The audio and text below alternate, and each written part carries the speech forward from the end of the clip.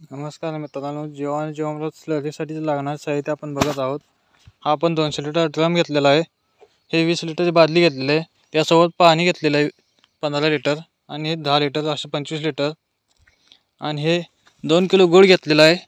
हे 1 किलो बेसन घेतलेलं आहे। हे 2 लिटर ताक घेतलेलं आहे। हे 2 किलो शेण घेतलेलं आहे आणि हे बॅक्टेरिया बायोस्लरी पावडर घेतलेलं आहे।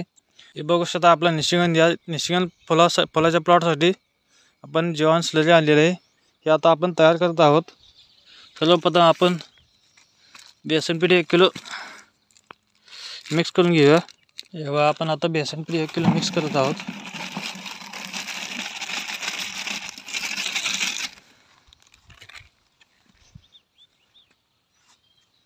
त्यासोबत थोडं पाणी होतो।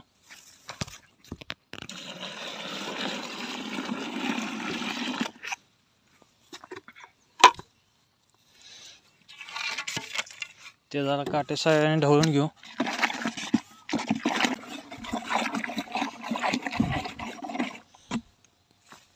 त्याबरोबर आपण 2 किलो गूळ टाकू।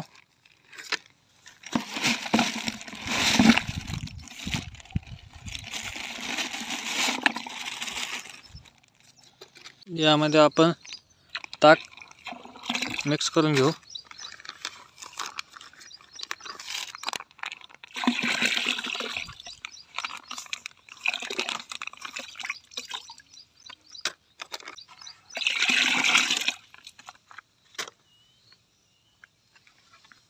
ते ढवळून घेऊ जरा।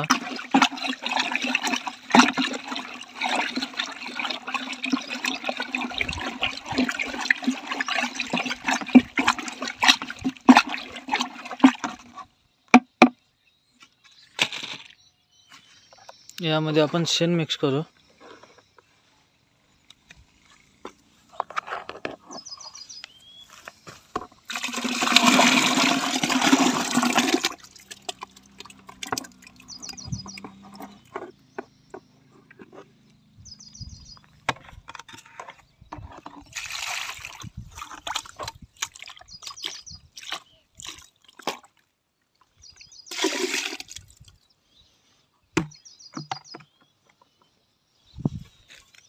ढवळून घेऊ।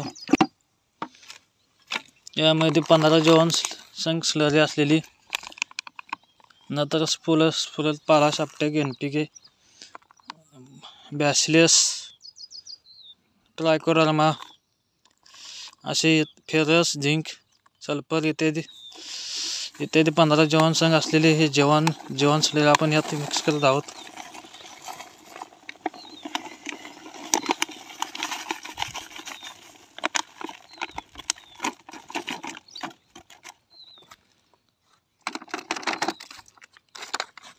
ते आता आपण ढवळून घेऊ।